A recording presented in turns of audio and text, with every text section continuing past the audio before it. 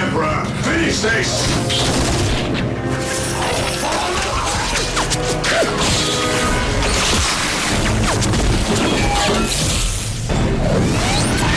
Higher ground! We'll gain the advantage!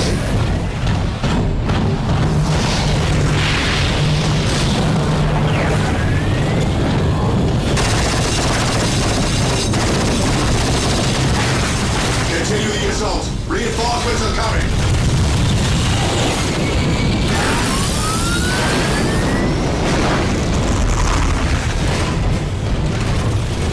The monolith! We destroy that and this is over! Charge!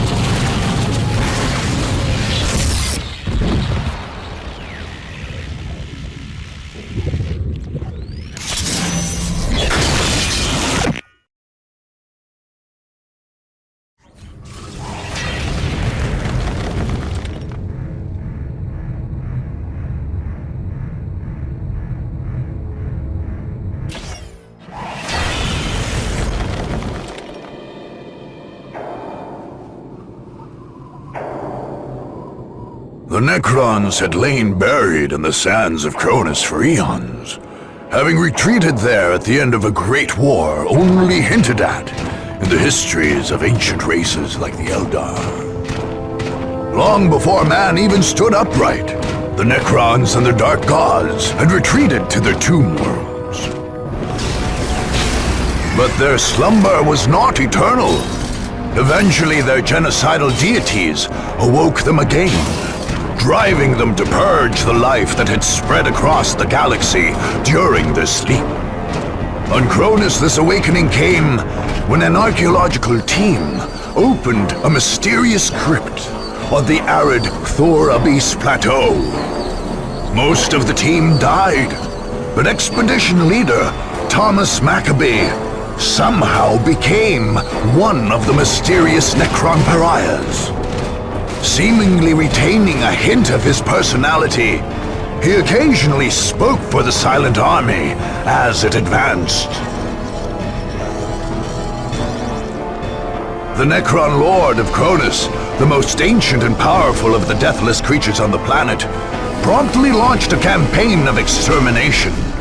His loathsome god, the Nightbringer, hungered for the deaths of all those on Kronus.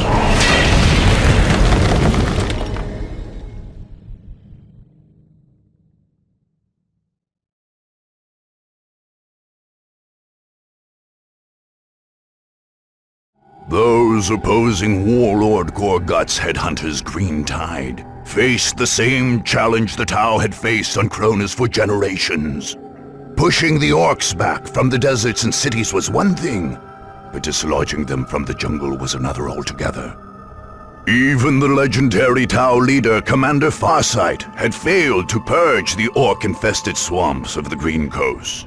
Still, a complete purge wasn't necessary to break Gorgutz. The Warlord had cobbled together his great horde, or Wa, in the parlance of the alien, from a large number of fractious clans and tribes. So long as the Warlord led the Wa to victory, their clan's loyalty was assured. But with enemies assailing them in their very homes, discontent reared its head among the Orks. Secondary chieftains wondered if they might not make better warlords than Gorgutz. With these fissures in the Wa widening, the Orks' enemies struck. They drove deep into the Green Coast, hoping to eliminate Gorgutz himself and plunge the Horde into infighting and rebellion. For Warlord Gorgutz, the only solution was to crush the attackers under unrelenting waves of Ork warriors.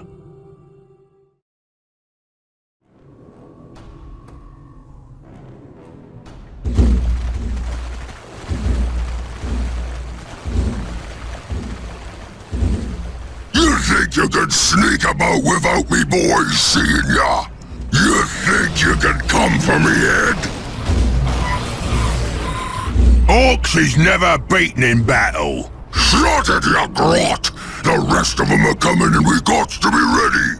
Tell the boys there's some killing to do. I made them big banners to remind the clans that they better keep their boys in line. I I want no squigheads looking to fight me when the enemy's right here. Gorgutz is the war boss. Got it, you mucksuckers? This here voicey box let him talk to you. So open your ears. Listen up, ya grots and squids. They's coming for us like we some kind of you-meat kits, but we ain't. We's the Orks, and this here is gonna be one great fight. So get your choppers and your shooters ready, boys, cause there's some killing to do. Head crushers, you ready?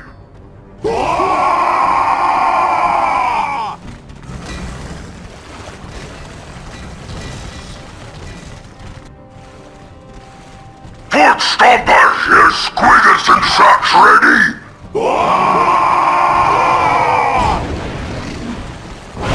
Burner boys, you wanna fight?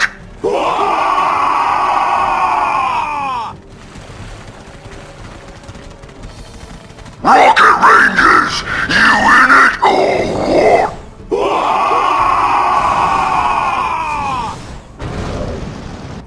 And what about yous, quick mix? You gonna let the other runts get all the good fighting done? That's right, we gonna crush 'em all. This here is a right and proper war!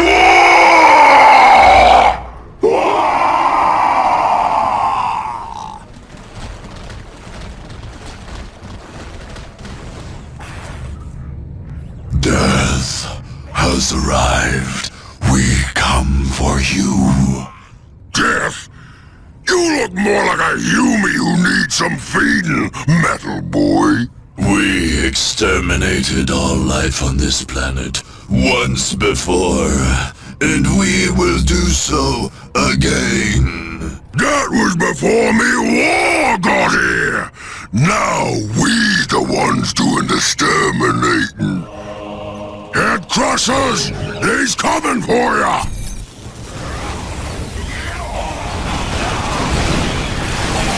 You're in for the fight of your life, and the last one too. Ah!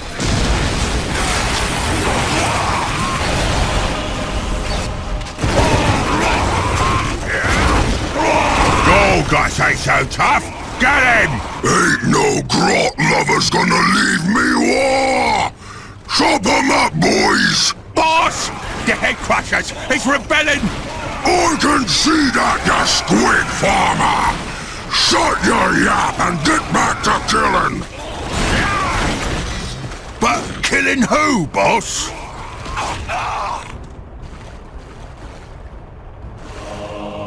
Here they come! Quick, Mix, blast 'em good!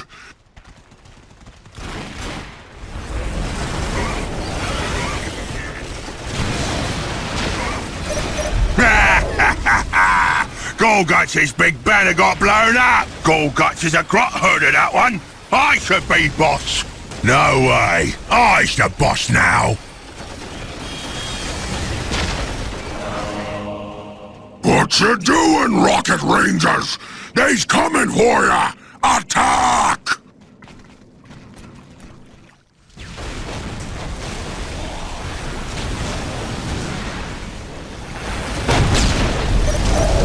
Told you the boss wasn't so tough! He can't even protect his own banner!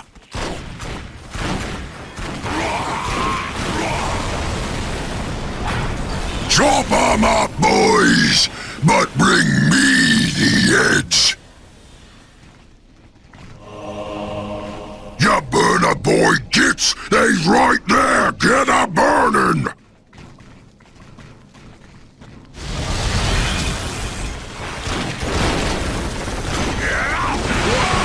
The squiggus loose! Clear out, boys! Oh no! Here they come, foot stompers! Keep the trainer safe! I don't want no squiggets stomping our boys!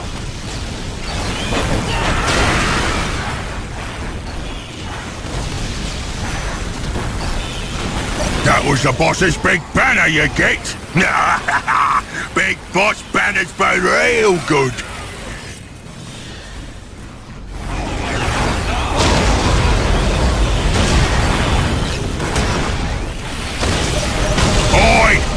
Gorgutz big banner just got itself stomped! We'll stomp all of Gorgutz's boys!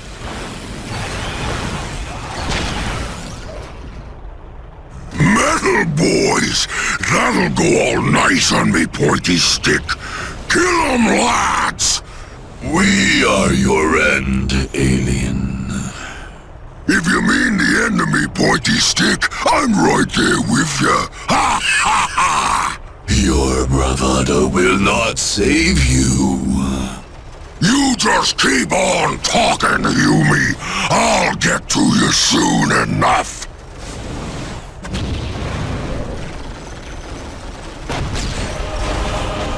You ain't got me yet! Got me one more surprise for you! The boss? Who's getting shot up? Ain't you the master of the obvious? Use explosives! The what? The bomb, you git! The bomb!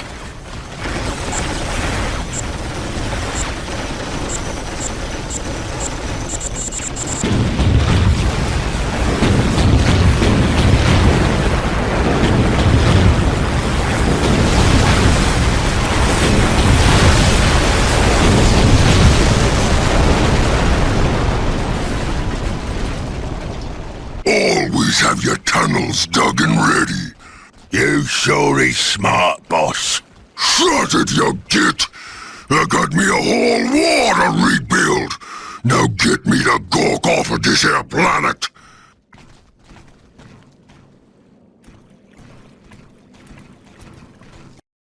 Two unrelenting tides crashed into one another as the Necrons moved into the Green Coast.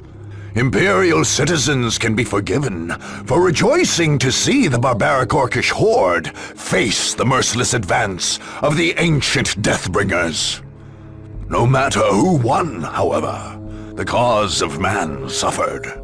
And when the Necron scythe decapitated the Ork horde, it was only one step on their march of galactic extermination.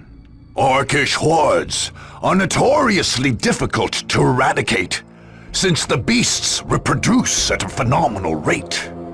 Indeed, Kronus' jungle had been the domain of feral orcs long before Warlord Gorgutz arrived.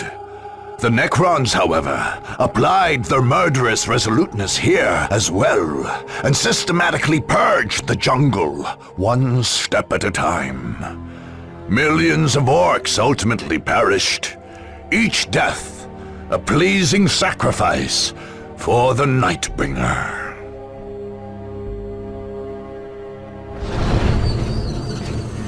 By the end of the Dark Crusade, Kronus was a tomb world once more.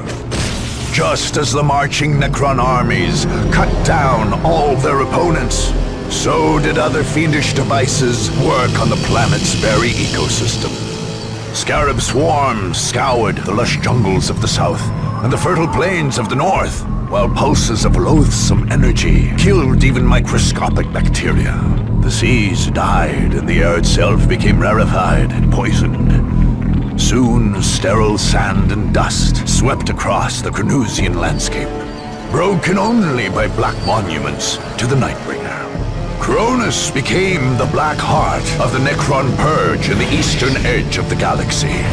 Warriors emerging from the monoliths of Kronus would bring death to worlds across the Tau Empire, the domains of Ultramar, and many more sectors. Imperial strike fleets, Tau battle formations, and Eldar raiding teams would all try to retake Kronus, only to fall before the huge crypt vessels protecting the Tomb World from orbit. Each heroic effort only added more deaths to the Nightbringer's tally.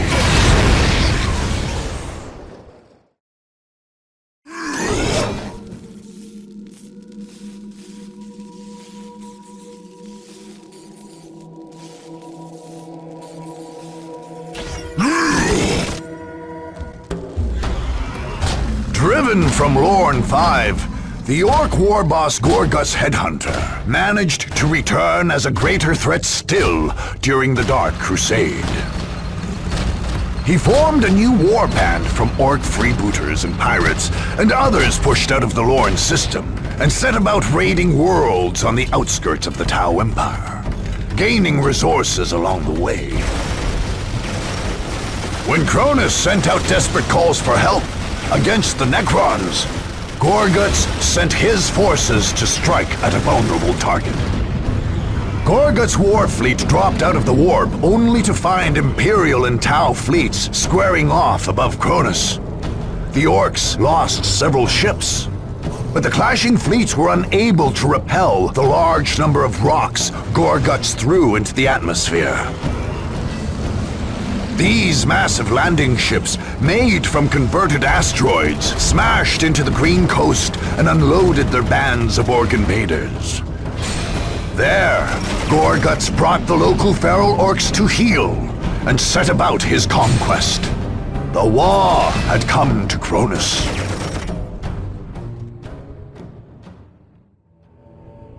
The Space Marines of the Blood Ravens chapter were well entrenched in their castellum in North Vandia when they finally faced an all-out attack.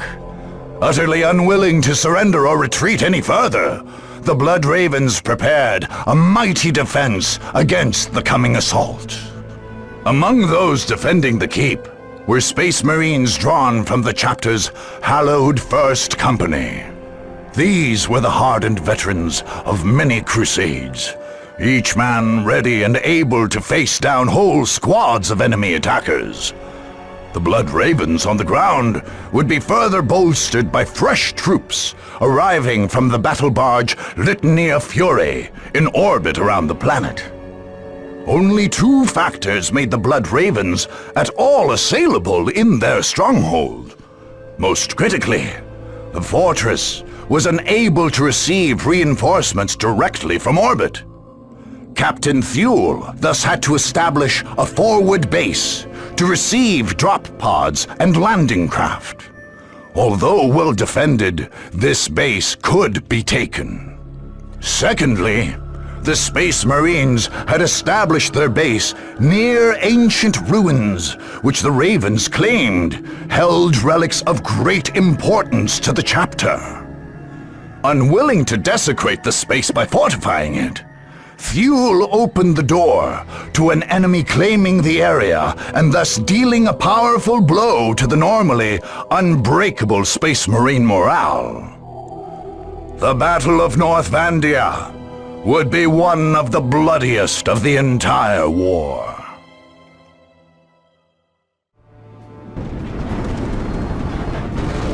The enemy is at our doorstep and thinks he can push us off this world. He is already gloating. He can taste his victory. But what he fails to see is that we will make this his last meal. The Chief Librarian has ordered the purge of this world to protect our chapter's secrets. Are we to retreat with our duty unfulfilled? Are we to let a black mark stain the banner of the Blood Ravens? I say that we will not. I say our enemies will regret the day they ever decided to face us in battle.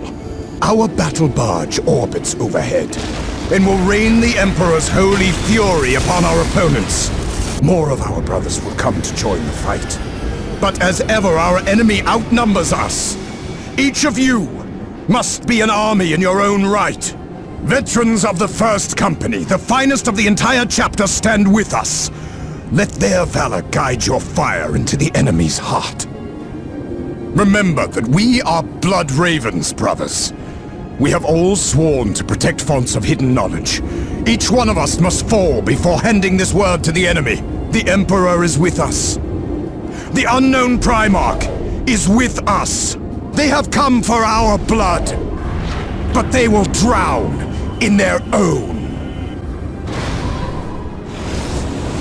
Your green tide stops here, Ork. You will find only death here. I like that kind of talk, Yumi. I still got room on me stick for your head. And I have room for you under my boot, alien. Blood Ravens, attack! Blood Ravens, attack! Ha ha! This is gonna be fun. Reinforcements have arrived! To battle, Blood Ravens! For the Emperor! The Blood Ravens will not fall to one such as you. Hold the relay station! We must keep in touch with the Litany of Fury!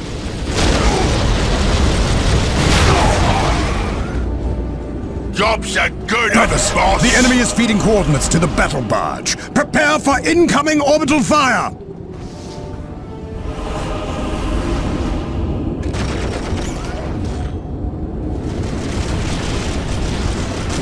For the Emperor! The boss? Who is getting shot? The enemy is trying to cut off our reinforcements! Drive them back!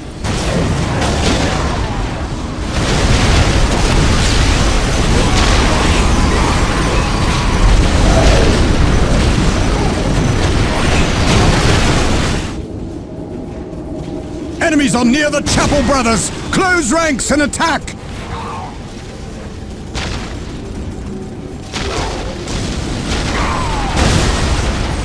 The boss?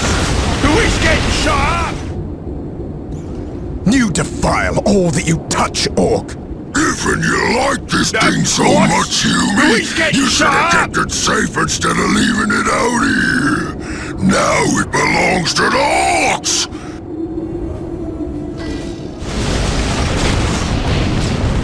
The enemy is at the western gate! Hold fast, brothers!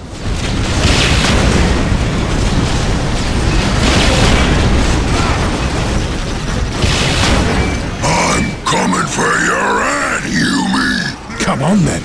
You'll see what the best of the chapter has to offer your kind. You sure do like to yammer, don't ya, Hume? We'll fight to the last man. Oh, shut your maw and die already!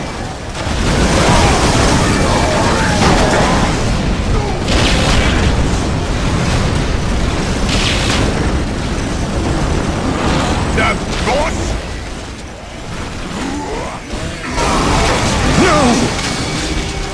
We cannot fail. The gene seed must be preserved. Get Captain Thule to the Thunderhawk. Understood. Join the Brother Apothecary. We will cover your escape. And you? We cannot allow the enemy to claim our relics. This area must be cleansed with orbital fire. The chapter will honor you, brother. There is no honor to be had in defeat. But someone must deliver the targeting beacon. Orbital control. Lock onto this beacon and fire. Full power.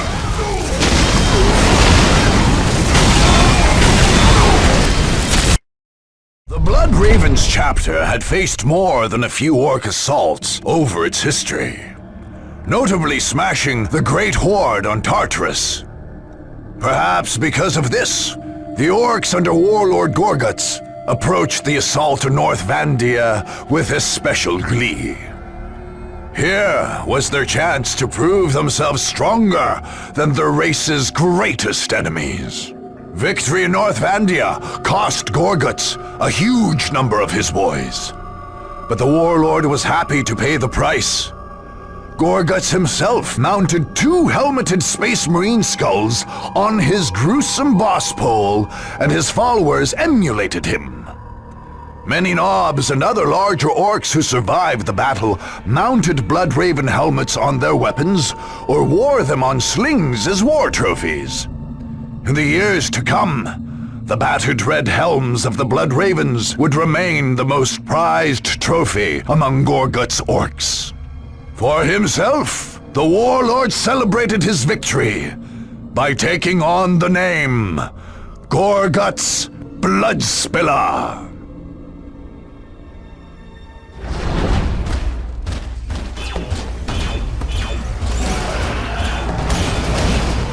With the last enemy beaten, Gorgut's horde reigned supreme on Kronus. The Warlord had draped himself in the cruel glory of the Orcs, being hailed as the Headhunter, the Rage Streamer, the Blood Spiller, the Death Killer, the Daemon Killer, the Gun Smasher, and the Ghost Killer. The Orkish horde proceeded to pillage the planet to build their next invasion fleet.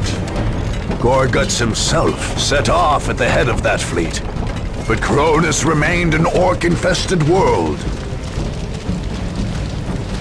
And the Warlord regularly returned there to gather forces for his next conquest.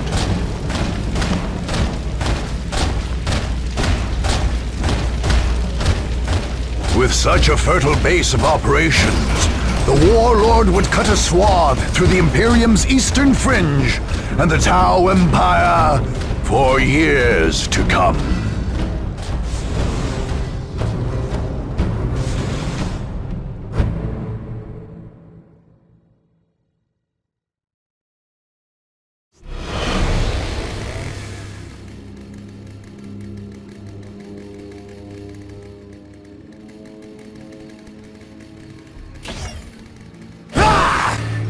The Space Marines of the Blood Ravens chapter arrived on Kronus like the mailed fist of the Emperor. Acting under orders from his chapter master and chief librarian, young brother Captain Davian Thule ordered the Blood Ravens to carry out a thorough purge of this world.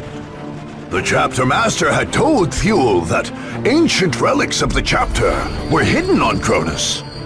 Artifacts from the mysterious early years of the Blood Ravens. These sacred items could not be allowed to fall into alien hands. Captain Thule ordered the withdrawal of the Imperial Guard forces stationed in Victory Bay. But Governor Alexander flatly refused to pull his men back.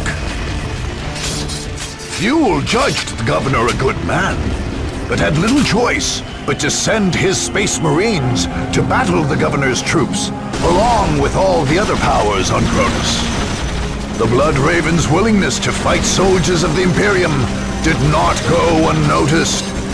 Whispers began that the relics on Kronus were more damning than holy. Only the war's victors would be left to decide the truth of the matter. When the tide of war turned against the Tau, they faced attack in their stronghold in the city of Asharis, renamed Tashin by the aliens. The aliens were well entrenched, however, and ready to mount a vigorous defense. Shas'O, the Tau military leader, made his headquarters in a mighty citadel in the city's center, forcing attackers to wend their way through the tight city streets, exposed to sniper fire and ambushes. Outlying bases in different quarters of the city supported his strategy, with Krut warriors and powerful armored units harassing attackers even further. The Tau's only strategic vulnerability was Unity Plaza, the city's main public space. A sophisticated communications tower there could potentially be used by an attacker to expose the stealth units positioned across the city. Okais knew, however, that his attacker's ultimate objective would be assassination, not conquest. Onel Shiorez, a member of the mysterious ethereal caste, led the Tau forces from the citadel in Tashin. Were he to die, Tau forces would crumble. But as long as the ethereal lived, the Tau would defend Tashin against all comers.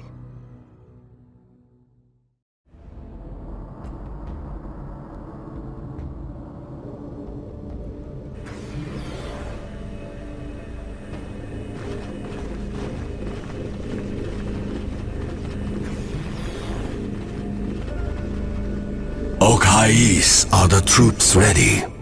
Yes, Ornell. The Earth Caste is completing construction of the Montkar command post. Our armored units are ready to deliver the killing blow. And our Krut allies? Also ready, Ornell. The Kayun command post in the city's Krut quarter is prepared, and the Shapers have readied the finest of their warriors.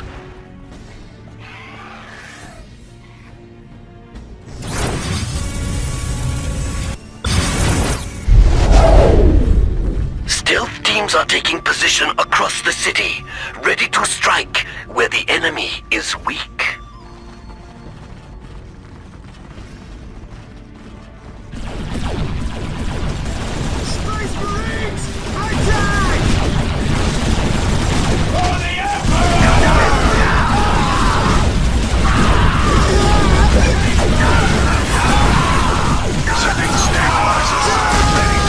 Strike teams of fire warriors and Groot packs will defend the streets and meet the enemy head-on. Excellent, Commander. Patch me through to the troops, please. Soldiers of the Firecast, Groot and Bespin allies, today we stand as a bulwark against the selfish, the soulless, and the mad.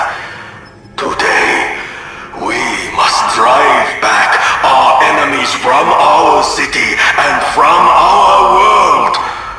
Today, more than ever before, we fight for the greater good, and we will triumph! Your Emperor does not rule here, human. The Emperor rules all, alien. You'll learn that soon enough. You have nothing to teach me, Zealot.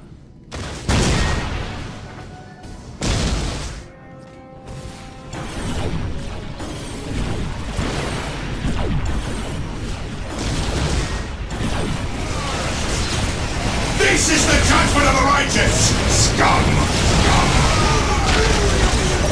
They're in the quarter. The Kion command post is gone. Do not surrender to despair. We have many forces left yet.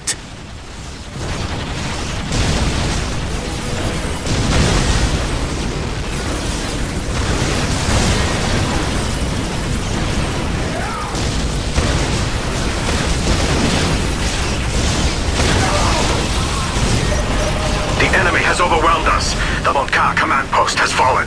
Take heart, fire warriors. The greater good shall prevail.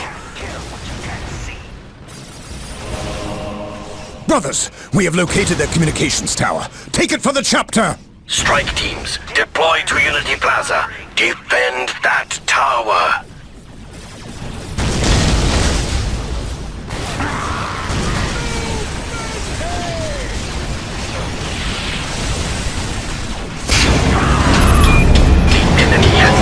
Unity Plaza communications array.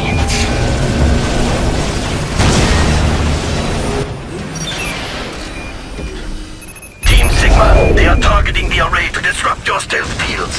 Fall back.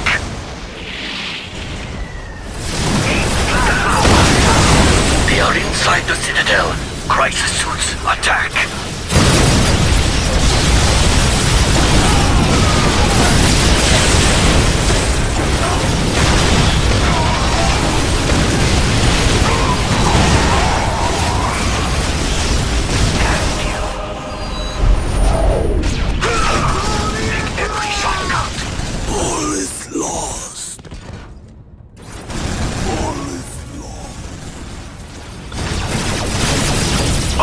Is dead.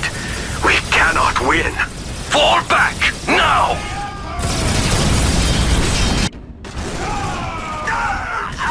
All forces, fall back. Evacuate the city.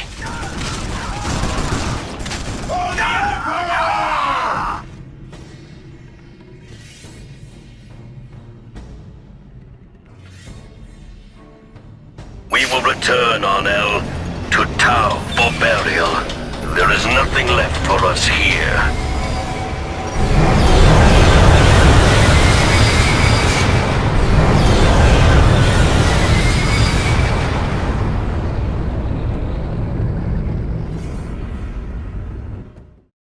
During the earlier Damocles Gulf Crusade, the Tau Empire had repelled the Nova Marines who landed on Kronus.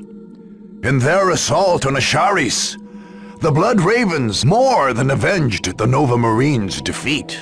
Much as the Third Company had during the Battle of Magna Bonum on Tartarus, the Blood Raven's 4th Company fought its way through the streets of Asharis, one block at a time, pushing back at the Tau Fire Warriors and Kroot Carnivores with steely determination. The Tau commander, Kais, did manage, however, to cheat the Blood Ravens of one prize, namely, the body of the ethereal Shihores, which would undoubtedly have ended up under study in the Chapter Librarium and Apothecarion. As it was, Apothecary Gordian spent many days collecting the alien blood samples left behind when the Tau withdrew with the corpse of their slain ethereal.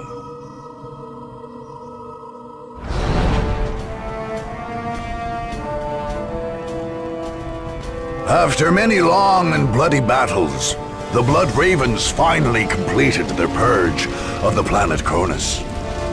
The battle barge Litany of Fury remained in close orbit, imposing a strict prohibition on any visits to the world, while the 5th Company maintained the Castellum Incorruptus in North Vandia.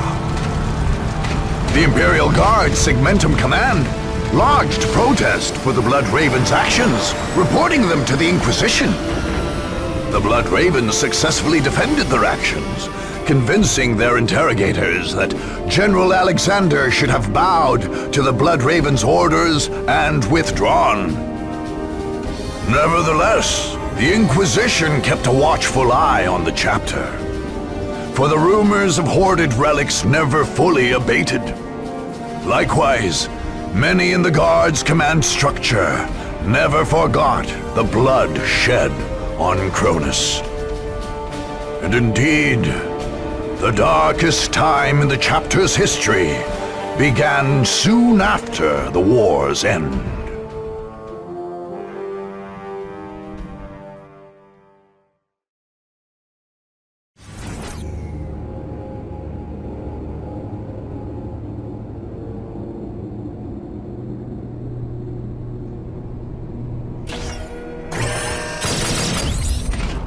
The rise of the Necrons and the arrival of other powers on Kronus was a threat the Tau Empire could not ignore. With their doctrine built firmly around the so-called greater good, the Tau could not tolerate seeing a thriving colony taken away from them. The Ethereals, leaders of the Empire, responded to the distress signals from Kronus by sending some of their best and brightest to retake the world. Aunel Shiorez was among the most lauded of a new generation of the ethereal caste. He would be responsible for restoring proper order to this wayward world. With him came the military leader, Shas'O, a student of the teachings of Commander Puretide. Okais brought a massive force of Firecast warriors, as well as auxiliaries from the Tau's allied races, the Kroot and the Vespid. Tau ground forces landed in the city of Tashin, or Asharis, to use its true imperial name. And from there began the crusade to retake the planet as a whole. In a foul shrine in the Deimos Peninsula, lost souls summoned the Black Apostle Eliphas to Kronus. There, the Word-Bearers raised their black temples and launched their assault on the world. Eldritch energies split the earth with abyssal fissures and remade the lush jungles into a nightmare landscape, pulsing with ruinous energies.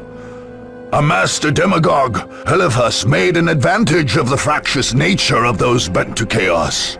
Instead of relying on a unified defense, he allowed his champions and cult leaders to establish their own satellite temples, where they could pursue their own dark rituals.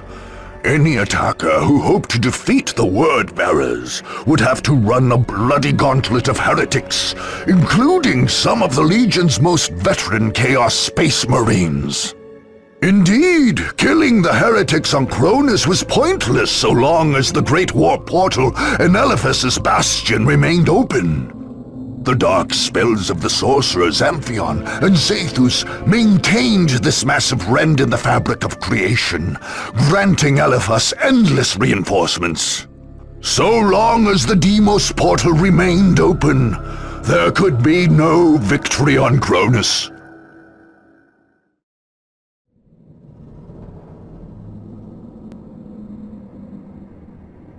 With the 37 keys of Tzeentch, we open the way for our brothers.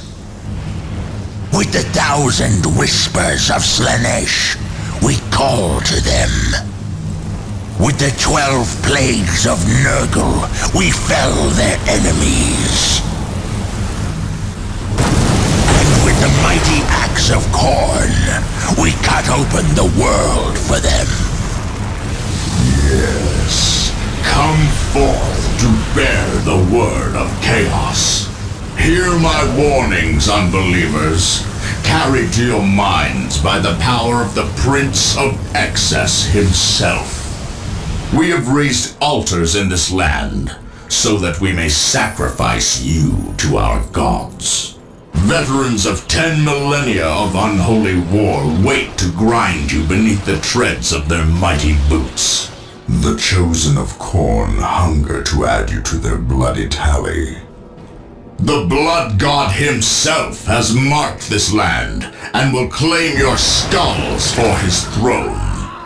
There is no hope in opposing the inevitable.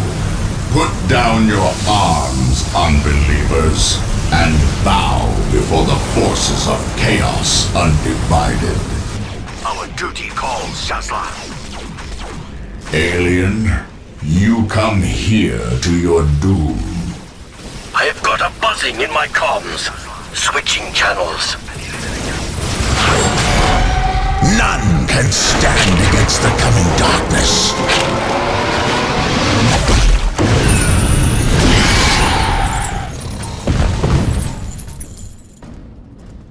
Yes, drive back, my warriors.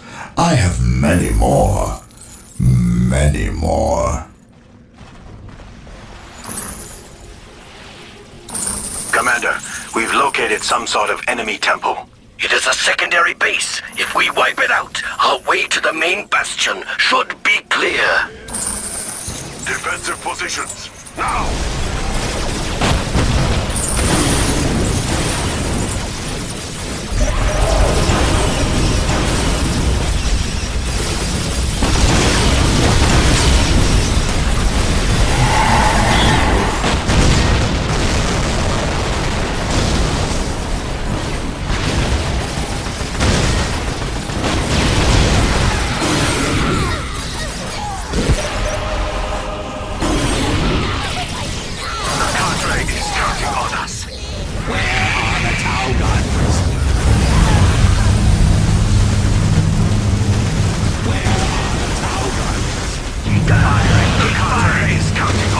My legion will burn your false idols to ash. Chaos cannot be denied.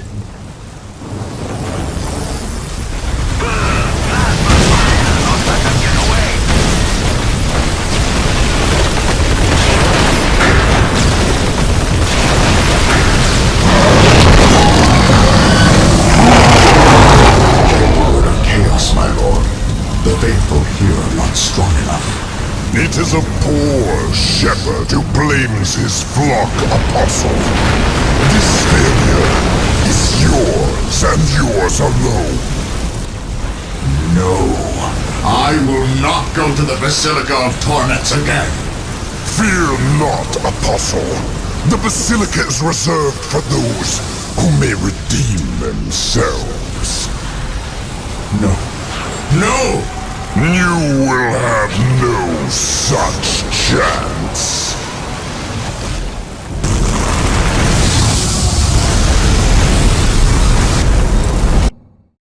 The Tau forces who came to Kronus had not fought any major battles against the agents of chaos, and could not know the madness that awaited them. Nevertheless, Okai's forces held strong, refusing to give in to the demons and heretics, The Force pushed forward and finally disrupted the black enchantment that had brought the Chaos Space Marines to Kronus.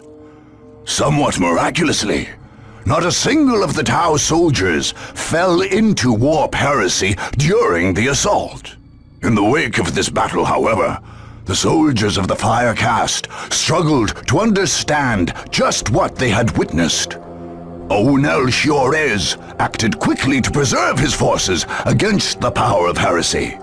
He ordered that all structures and ritual artifacts on the peninsula be leveled and the area sealed off under guard. Crude carnivores, who had partaken of the flesh of dead Chaos Space Marines, and cultists were ruthlessly hunted down, lest the taint make its way into their gene matrix. With the last enemy stronghold broken, the Tau hold on Kronus became secure once again. The task force sent from the Tau homeworld remained on the planet to secure it, and soon thereafter, further waves of settlers and colonists arrived from across the Empire. The humans left on Kronus found life increasingly difficult for them. Many had embraced the Imperial return, and now found themselves subject to re-education or other penalties. Intensive colonization by Tau and Kroot led to a rapid demographic swing, with the human population dwindling to less than 5% a decade after the Dark Crusade. Although no public announcements were ever made to this effect, it seems clear that human births on Kronus also dropped precipitously. In part, this is due to the single-gender re-education camps imposed by the Tau. But it is also possible that the alien powers undertook some form of sterilization project, all for the so-called greater good. Whatever the truth, when Kronus was admitted as a full sept of the so-called Third Sphere, its human population was but a footnote.